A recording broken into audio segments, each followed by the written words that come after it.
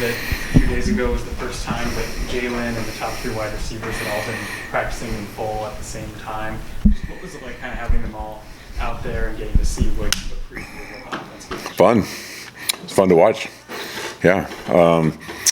You've had one guy out here for a couple of days, another guy back, then another guy out a little bit. So to see all of them doing their thing together is a lot of fun. And, between the things that Coach Z, T-Sam, myself are trying to do with those guys, I think they have so much experience, and they have not only experience, but experience together.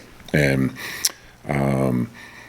there's a chemistry there that you want to allow to show up on the field. And so the way I say it is, you got to be yourself, and like I talked to these guys about allowing them to have their own personality on the field within the structure of a system. But I'll be honest with you, we're giving a little bit more freedom to those guys than what I would normally do, just because I trust them so much. And great instincts typically just do the thing that they should do based on the coverage that they see, and somehow they get open, and Jalen just makes it work. Calvin Clements was a guy who was committed to you guys at Baylor. What did you notice about him as a recruit at that point, and what have you seen from him this fall now that he's been healthy, healthier than he was this spring? Yeah, well, I think he was certainly making progress in the spring and making steps in the right direction. But he's still not quite himself yet. He's getting back, but still not quite there. And so it did set him back. Missing that much time certainly sets anybody back, a big guy especially. And he's like a lot of big linemen that, the bigger you are, typically the longer it takes to develop. It's kind of like a big dog, a Great Dane or a Saint Bernard. They don't look like much for a while, but when they're fully grown and they're developed and they become coordinated, wow, that's an impressive animal, and he's still in that awkward teenage stage a little bit in terms of his body and just learning how to make it all work right. But I like him, and I think he's going to be a really good player for us. Jeff, you just mentioned those veterans and the trust you have with them. Short time with them, is that tape? Is that time spent? How have you, in this short period of time, been able to develop that trust with those guys? I don't know. You should ask them that. Yeah. I trust them just because I've seen, I guess trust is a two-way street, right? And so I guess from my perspective, I would say I trust them because when I ask them to do something, they do it. And when I challenge them, they step up to the challenge.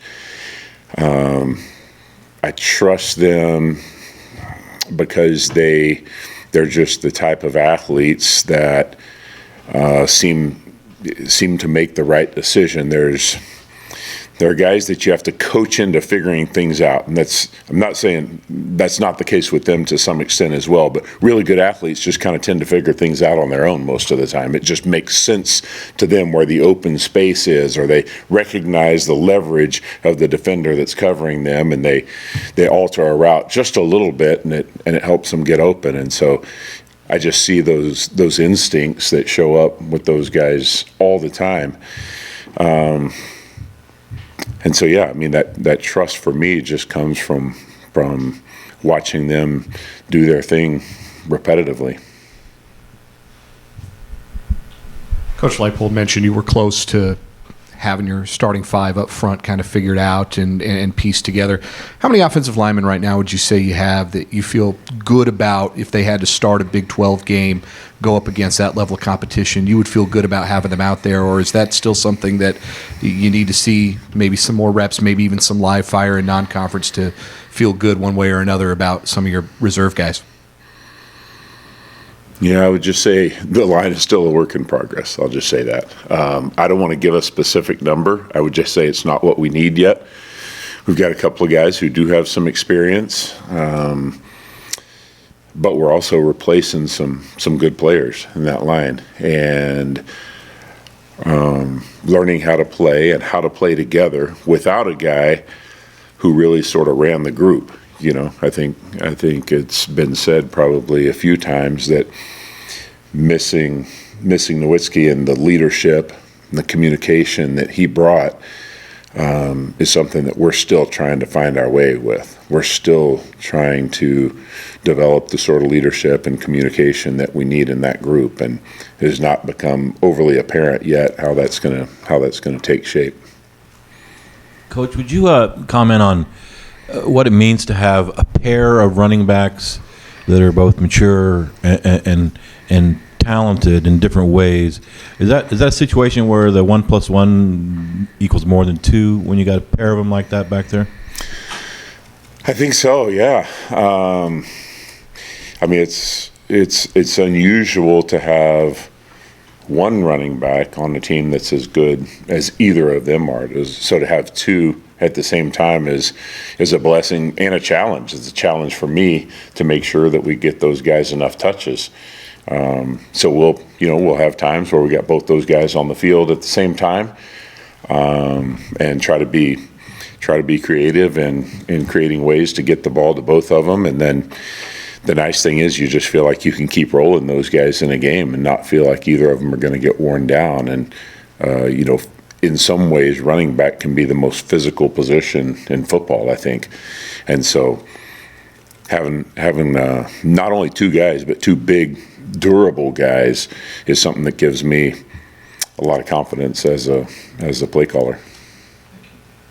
Coach Ross was a player at Auburn while you were a coach there. How was your relationship then, and when you were looking at Kansas as a potential job for you, did you talk to Coach Wallace at all? A little bit. So he was a freshman that my last year there that we brought in really late, just before signing day, and came in as a guy that we kind of signed just because we kind of had to have a guy, and was not real heavily recruited at the time. And so we brought him in and didn't think a whole lot in terms of what he would do for our team early on. And then as we began to work towards the season, we had some other guys who didn't perform as well as we had hoped that they would, guys who were much more heavily recruited and much more highly regarded. And then there was this freshman who was just tough and smart and hardworking and just showed up and acted like he was supposed to be there every day. And before long, worked his way into our starting lineup. And he's the same kind of guy as a coach. And a lot of the play of the running backs, I think, is in part due to his personality. You see that same sort of thing show up from those guys. They play smart and they play tough, and they're responsible. And yes, I did talk with them a little bit about it, and both of us felt like it would be a good fit. Something Coach Leipold talked about too was your own adaptation process to the practice format that KU does with high intensity. We talked to Bryce Foster about it. He said it was an acclimation process for him. What was it like for you getting used to the practice format, and what were some of the things that maybe you had to tweak from past stops? So every program is a little bit different in terms of how they practice and how what your schedule is like. All those things really, really different. And so this one was different than my previous stop and different than the one prior to that as well.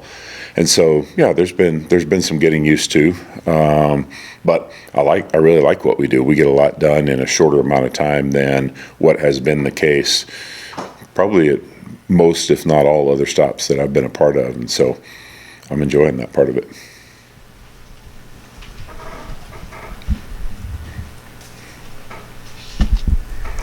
Jeff, I was curious, with the analyst and more guys being able to coach, does that free you up to do more stuff than you had in the past? It does. I enjoy coaching the tight ends. I enjoy having a position room myself. My first stop as a coordinator at BYU, I did not have a position, and it allowed me a little bit more time to work on game planning, scripting, and some of the coordination of the overall offense, being able to roam a little bit in different meetings and individual drills, and sort of oversee the entire process. But I missed being in the meeting room every day with a group of guys and developing a more intimate relationship with a smaller group. And so I still enjoy that and still embrace that. I could probably do a little bit better job of delegating some of those things, and I do some. And we'll hope to do more. But we do have a lot of talented guys on our staff, and those guys certainly make that possible. You guys were kind of moving Logan Brown and Cable Dew back and forth between left and right. I was just curious how that's going. Yeah, I think it's been interesting. It's really different if you've only played on one side and hadn't spent much time on the other. And both of these guys have spent most of their time on the opposite side than what we've been playing them at here more recently. I think they're getting more comfortable with it, and I think we're in position now where we can make a decision that we think is the best decision based on their capabilities. And another thing you look at when you're looking at an offensive line is who they're playing next to. It's not all just about putting a guy in the best spot. It's also about who's playing next to which guy. And you want to have a guy that's a really good communicator next to a guy that may not be as good a communicator, and maybe sometimes a more experienced guy playing next to a less experienced guy. And so all those things will come together. But I think we're in position now that we can make that decision based on what we feel like is best, not just based on experience. Anything else for Coach Grimes? Thanks, Coach. All right.